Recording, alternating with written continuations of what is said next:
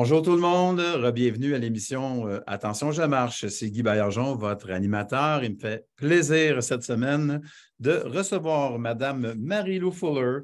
Madame Marie-Lou Fuller, elle est directrice générale de l'Association de parents de l'enfance en difficulté. On l'a avec nous. Bienvenue à l'émission. Merci beaucoup. Alors, Madame Fuller, vous permettez, je vous appelle Marie-Lou. Ben oui, absolument. Oui, j'ai regardé votre parcours. Vous avez vraiment un parcours très inspirant. Puis c'était comme, sans jeu de mots, comme de la musique à mes yeux, parce que vous avez aussi, et vous êtes quelqu'un qui avait un parcours musical à la base, Oui, parmi vos nombreuses expériences. Puis, oui. parce que moi, je vois, tu sais, on parle d'art-thérapie, parfois, on parle de comment la musique adoucit les mœurs, on parle de comment la musique peut nous rendre plus de bonne humeur, un petit peu moins de bonne humeur. Elle a une influence, tu sais, sur nos vibrations et tout ça. Puis, ce serait ma première question, moi, quelque part. C'est qu'est-ce que ça vous fait, vous, la musique? Eh mon Dieu, on va avoir plus qu'une demi-heure d'entrevue, là. Bien, c'est correct. Non, non, non, non, je fais des blagues, mais ben, moi, je suis une mélomane depuis toujours, en fait, là. Puis c'est pour ça que je suis allée étudier en musique. J'ai pas poursuivi dans ce domaine-là parce que j'ai réalisé que j'étais plus mélomane que musicienne. Mais ça a quand même été un parcours intéressant. Puis je dirais que c'est après ce parcours-là en musique, puis aussi en art, là, parce que ma première vie professionnelle, je l'ai passée du côté artistique, dans des projets artistiques, mais dans des projets de production artistique, théâtrale, musicale, etc.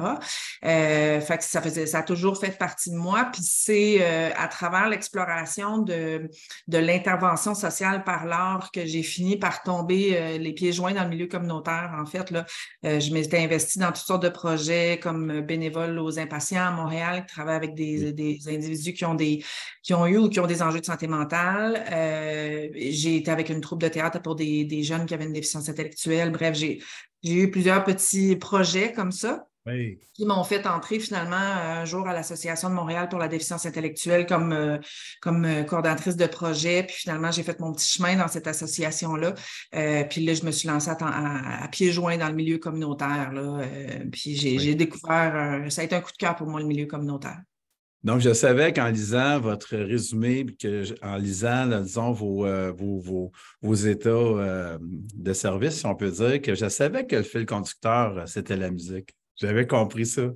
Puis je suis content de l'avoir entendu parce que, tu sais, la musique, dans le fond, pour vous, ça l'a mené à tout. À rencontrer des personnes, à vous investir, à être une personne vraiment importante dans la vie d'un paquet d'intervenants, d'intervenantes dans le milieu communautaire. Et donc, vous en êtes venu à un moment donné puis j'ai vu aussi, vous avez passé un peu par le milieu des affaires. Vous avez été impliqué dans une association à Saint-Jean-sur-Richelieu, je crois, le développement du Vieux-Saint-Jean, ou est-ce que c'est... La Société de je me trompe? développement du Vieux, ouais, la Société de développement du Vieux-Saint-Jean, en fait. J'ai commencé à m'impliquer là comme citoyenne parce que j'habitais dans le Vieux-Saint-Jean. Mhm. Fait que j'ai été sur le conseil d'administration pendant 6 ans. D'accord, OK. Et puis maintenant, est-ce que les bureaux de l'Association de parents de l'enfance en difficulté sont situés à un seul endroit ou vous avez des satellites à d'autres endroits que votre siège social? Ben, en fait, officiellement, le territoire en fait, je vais réduire le nom, notre association, on l'appelle communément l'APED. En fait, c'est plus facile à dire, donc on Oui, va parler de l'APED. l'APED aujourd'hui. Oui, On exactement. l'appelle APED. Oui, Parfait. APED. Oui, APED. Donc, c'est ça, le territoire de la PED, il est très vaste. En fait, ça couvre toute l'agglomération de Longueuil, mais on couvre aussi tout le territoire du CLSC Pierre-Boucher. Donc, ça mène de Varennes, Verchères, Sainte-Julie, jusqu'à Contrecœur, en fait, toutes les municipalités qui sont là. Évidemment, on aimerait ça avoir un pied à terre un peu partout sur le territoire. Pour l'instant, c'est pas possible. Nos bureaux administratifs sont dans le Vieux-Longueuil. Puis, on collabore avec la ville de Longueuil, en fait, pour avoir des locaux pour nos activités du service jeunesse, en fait. Fait qu'on a des petits bureaux satellites, des locaux satellites un peu Oui. partout dans Longueuil pour nos activités. Puis là, on travaille actuellement depuis un an. Là, on a fait différents projets. Notre objectif, c'est de développer des partenariats avec des organismes du reste du territoire pour pouvoir investir puis rendre accessibles nos services aux familles qui sont plus dans le coin de Contrecœur, Varennes, Verchères, puis tout ça, parce qu'ils ne vont pas nécessairement avoir une facilité à se déplacer jusqu'à Longueuil, là. Non, c'est ça, pour essayer de desservir le plus possible ce qu'on appelle la Montérégie. Ben, c'est ça, l'ensemble du territoire que l'APED couvre finalement. Ouais. Exactement. Maintenant, est-ce que les activités sont à intervalles réguliers? Est-ce que vous avez un horaire, une cédule? Comment ça fonctionne au juste à l'APED? Bien, l'APED, en fait, on a deux services. On a les services aux familles puis les services jeunesse qu'on appelle. D'accord. Vous savez, à la base, l'APED, c'est une association de parents. Ça a été fondé il y a 50 ans par des parents qui n'avaient pas de service pour leurs jeunes, qui avaient des défis, puis qui ont décidé de se regrouper pour s'auto-créer des services, en fait, puis pouvoir répondre à des besoins qui étaient là puis qui étaient criants.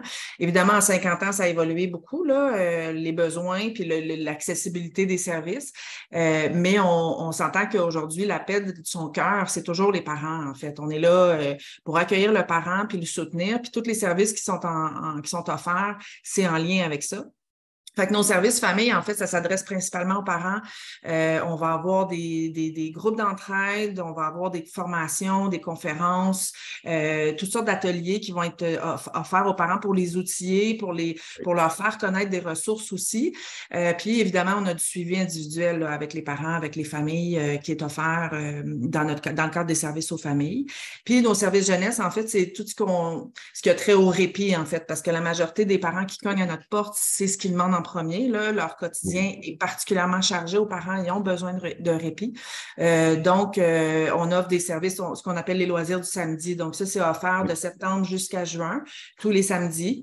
Alors, les jeunes viennent, il y a différents groupes. On a 4 groupes selon le profil des jeunes. Et ils font des activités de stimulation, de développement sportif, tout dépendant de leurs besoins puis de leur capacité à faire certaines activités, évidemment. Là. Fait que ça, c'est de septembre à juin. On a aussi notre camp de jour estival qui a lieu en ce moment, en fait, là, le camp de jour à toi de jouer. Fait que ça, c'est 6 ou 7 semaines, ça dépend des étés, qui sont offertes. Puis finalement, dans le cadre du service jeunesse, on a les week-ends répit. Les jeunes partent du vendredi au dimanche. On fait affaire en ce moment avec le Centre Notre-Dame de Fatima. On est en train de développer d'autres options pour pouvoir offrir à plus de jeunes avec des profils différents, en fait, les week-ends répit. Et puis votre clientèle, là, c'est à peu près entre l'âge de 5 ans jusqu'à peu près 21 ans. Est-ce que c'est ça? Exactement. Oui. Donc, on accueille les familles qui ont des enfants qui ont des besoins particuliers entre 5 ans et 21 ans. Par besoin particulier, on entend le trouble du spectre de l'autisme, déficience intellectuelle, l'enjeu de santé mentale, TDA, TDAH. Puis la particularité de l'APED, je vous dirais, c'est principalement que pour entrer dans les services, les enfants n'ont pas besoin d'avoir un diagnostic, contrairement à d'autres organisations, en fait, où est-ce que le diagnostic est obligatoire pour avoir accès aux services. À l'APED, à partir du moment où il y a une difficulté, un obstacle, un enjeu comportemental, le parent peut venir cogner à notre porte, puis on va l'accompagner pour trouver les bons services qu'il a besoin. D'accord. Puis, juste pour avoir un ordre de grandeur présentement, on dessert combien de parents, si on veut parler des parents, là, à peu près, on parle de combien de cellules familiales là, que vous desservez? Bien, en termes de cellules familiales, ben, en fait, ouais, c'est ça. Dans le fond, on a 275, on vient de faire la statistique, là, 279 membres actifs là, comme parents. Quand même, je trouve que c'est beaucoup. Wow! Oui. Bravo! Oui. Bravo! Merci. C'est vraiment... on voit qu'il doit y avoir une belle organisation. On voit que votre organisation est solide, là. En tout cas, c'est ce que j'en comprends. Ben oui, absolument. Puis on évolue toujours. Là. Je vous dirais que depuis un an, en plus, ça a été comme une autre poussée par l'avant. En fait, on a fait des changements dans notre organigramme pour pouvoir mieux accueillir nos familles. Avant, on avait 2 coordinations, une pour le service famille, une pour le service jeunesse. Puis il est arrivé différents événements qui ont fait en sorte qu'on a pu commencer à réfléchir comment on pouvait mieux arrimer les 2 services parce qu'on s'entend que ce sont les parents du service, ce sont les enfants du service jeunesse, excusez-moi, ce sont les enfants des parents qui participent au service famille. Les 2 services s'entrecroisent tout le temps aussi, tu sais, fait que dans le fond, ce qu'on voulait, c'est que les 2 services se parlent plus, soient mieux arrimés, puis surtout que le parent soit mieux accompagné parce que le parent qui arrive à l'APED, il y a des besoins X, qui vont nécessairement évoluer. Fait que c'est de pouvoir voir comment on peut mieux accompagner le parent à travers les mois, les années qui vont être membre de notre association. Fait que nos changements qu'on a faits, c'était vraiment pour mieux accompagner. Fait qu'on a maintenant une coordonnatrice des services aux membres qui va accueillir puis qui va après ça accompagner le parent dans les services là, qui sont offerts. Donc, ça évolue énormément. Là. Puis on tient à remobiliser encore plus. Là, on sort d'une pandémie où est-ce qu'on a tous, comme citoyens, été isolés, mais je vous dirais que les familles qui sont desservies par la PED sont encore plus isolées de par les défis qu'ils vivent au quotidien. Oui, parce que eux, ces gens, et les familles devaient avoir encore moins de répit à cette époque-là. Ben, complètement. Il y a plein de services. Même à la PED, il y a eu, quand on était dans le Le crunch confinement, là, de la pandémie, oui, c'est ça, là, dans le confinement, oui. il y a des services qui n'ont pas pu être donnés. L'avantage qu'on a aujourd'hui suite à la pandémie, c'est que, puis comme la majorité des organisations, là, que ce soit communautaire ou autre, c'est que là, on est plus flexible dans le format qu'on offre. On va encore avoir du présentiel, mais on a aussi de l'hybride qui a continué parce que ça correspond, c'est facilitant l'hybride souvent pour les parents. Là. Fait que le virtuel est là, le présentiel est là, fait qu'on ajuste notre offre. Mais c'est aussi d'aller rechercher nos parents, en fait, pour qu'ils reviennent au sein de l'organisation parce qu'on est une association de parents. Là. Comme je vous l'ai dit tantôt, le cœur, c'est eux. On veut qu'ils soient là dans le développement de notre association. Là. Et voilà. Et puis, est-ce que vous avez, j'imagine que vous faites partie d'une table de concertation? De plusieurs tables. De plusieurs tables d'accord. Maintenant, puis, est-ce qu'on peut aborder un petit peu la question? Parce que souvent, c'est un petit peu le nerf de la guerre des associations qui sont comme la PED. C'est souvent, on parle du financement, c'est un mot qu'on n'aime pas prononcer, mais on est toujours en train, on vogue d'un budget à l'autre, c'est pas toujours facile. Est-ce que ça serait trop indiscret de vous demander comment est-ce que la PED se finance et est financée? Bien, comme beaucoup d'autres organisations communautaires comme la nôtre, on a le programme de soutien aux organismes communautaires, le PSOC, qui est notre bailleur de fonds principal. On a le Centraide qui nous finance aussi. Après ça, selon les projets, puis ça, c'est un peu le défi du communautaire, c'est qu'il y a beaucoup de financement par projet, très peu de financement à la mission, en fait. Fait que c'est de l'argent qui est là, mais qui demande énormément de travail en termes de rédaction puis de réédition de comptes aussi. Okay, mais bon, on fonctionne avec ça. Fait qu'il y a beaucoup de bailleurs de fonds, des fondations aussi qui sont approchées. Moi, ça fait partie de la majeure de mon travail, c'est d'aller chercher ce financement-là. Mais à la PED, on croit aussi beaucoup au travail où vous parlez de concertation, le travail en partenariat puis le travail en collaboration.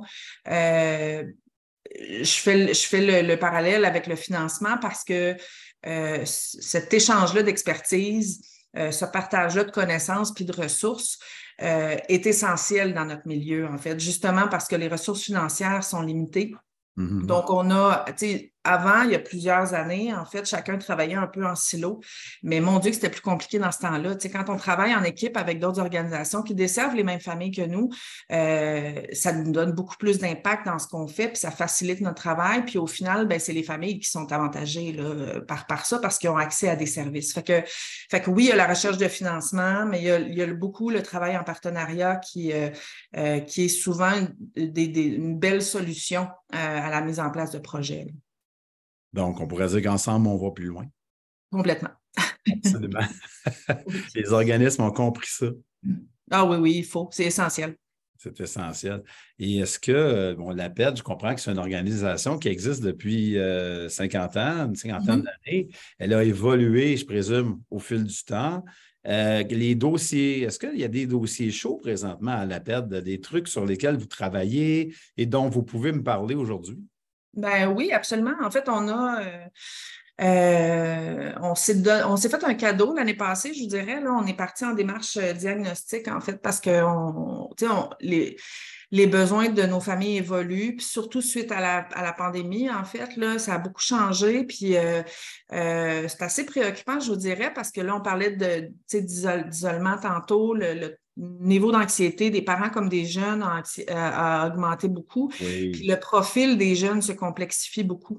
Ce qu'on constate à la PED, puis que quand je partage avec des pères, là, c'est un constat qui est fait partout, c'est que, par exemple, un jeune qui fonctionnait bien dans un ratio de 1 intervenant pour 5 jeunes pourrait avoir vite glissé vers un ratio de 1 intervenant pour 2 jeunes ou même un intervenant pour 1 jeune, un pour 1, parce que les profils se complexifient, il y a plus d'enjeux, des problématiques d'anxiété, santé mentale qui se joignent à d'autres diagnostics qui sont là ou d'autres problématiques qui sont là. C'est un défi pour nous parce qu'il faut ajuster notre service. Puis ça donne très mal. On est en pénurie de main-d'œuvre en ce moment. Fait qu'il y a comme un paradoxe en ce moment entre les besoins que nos familles expriment, ce qu'il faudrait qu'on, tu sais, puis notre capacité à le faire parce qu'on a une difficulté sans fin à trouver le personnel qualifié parce que, évidemment, il faut qu'il y ait des gens qui ont des compétences pour travailler avec notre clientèle. Là. Tu sais, c'est une question de sécurité pour tous. Oui. Donc, c'est ça. Fait qu'il y a beaucoup de constats sur les besoins qui évoluent, les besoins qui changent. Fait que l'année dernière, on est parti en démarche diagnostique. L'objectif, c'était évidemment faire un portrait des besoins actuels de nos familles, mais aussi de faire un portrait des ressources, des services qui sont disponibles sur le territoire. L'objectif, c'était de faire, oui, une recension de ce qui existe comme service, mais aussi de voir avec qui on pourrait s'adjoindre. Tu sais, on parlait de partenariat et de concertation tantôt. Bien, quel partenariat on pourrait créer à l'APED C'est pour ça. mieux desservir nos familles. Tu sais. Fait qu'on a fait cette démarche-là, ça a été super enrichissant. Puis là, on part de ce premier résultat-là, puis on s'en va en planification stratégique cette année. Là. Ça va être D'accord. le gros dossier. Là, à partir de septembre, on démarre ça. Ça, je trouve ça bien excitant, là, évidemment, parce qu'une planification stratégique, c'est ce qui va donner ce que j'appelle en bon français la traque sur laquelle on va rouler pour les prochaines années, en fait, puis qui va nous donner, travailler sur la vision qu'on a, puis voir c'est quoi les moyens puis qui on veut avoir dans notre gang pour faire ce chemin-là. C'est bien excitant, là. Fait que ça va être le gros dossier de cette année, là.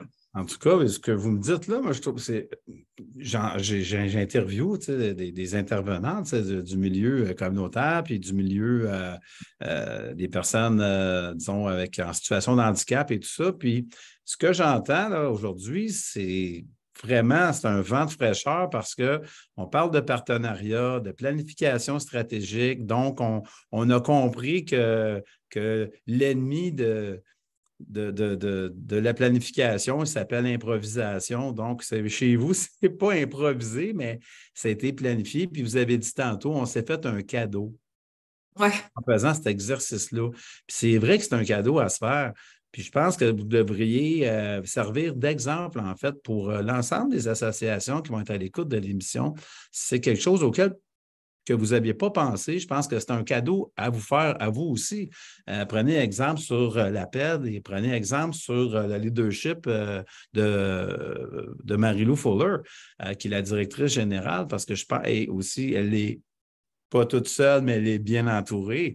Parce Absolument. qu'encore là, Je pourrais pas faire grand-chose toute seule. J'ai une et super voilà. équipe avec moi. On le dit encore, ensemble, on va plus loin. Puis je pense que c'est le message aussi on pourrait retenir aujourd'hui. C'est un bel exemple de leadership. Puis c'est leadership qu'un organisme, en tout cas, je vous salue, puis je vous lève mon chapeau pour ce cadeau que vous vous êtes fait. Parce que Merci, c'est gentil. ça va vous rapporter, tu sais, c'est pour le présent, puis pour le futur aussi, là, c'est sûr, certain. Ben oui, puis je veux dire, l'objectif, c'est vraiment d'être à l'écoute des familles, tu sais, qui passent à la peine, puis de leurs besoins. Puis je pense que c'est un exercice qui est obligatoire pour une organisation de faire ce genre de choses-là parce qu'on le sait, ça évolue tout le temps. Puis surtout en ce moment, là, les dernières années, Oui.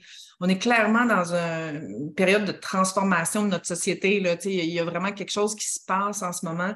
Fait Oui. qu'il faut être en mode vigilance sur nos familles, leur état, puis leurs besoins, puis voir comment nous, il faut qu'on adapte nos services pour ça. Fait que non, Oui. on a une équipe qui est dévouée. On est 7 personnes à la permanence de la PED en ce moment, de 7 employés permanents. Et on a une vingtaine d'intervenants qui sont là pour nos activités du service jeunesse. Là, c'est majoritairement des étudiants, étudiantes, là, devrais-je dire, parce qu'évidemment, c'est un milieu particulièrement féminin, mais on a on est contente d'avoir des messieurs qui viennent se joindre, c'est nécessaire. Mais bref, c'est majoritairement des étudiants en travail social, psychoéducation, éducation D'accord. spécialisée. Puis on accueille des stagiaires à toutes les années aussi, là, au sein de nos services jeunesse, mais au sein de notre service famille aussi. Fait que, puis toute cette belle gang-là travaille très fort, là, puis j'en profite pour souligner leur travail puis leur implication là, au quotidien parce que sans tout le travail de cette belle gang-là, la PED n'avancerait pas aussi vite qu'en ce moment. Là.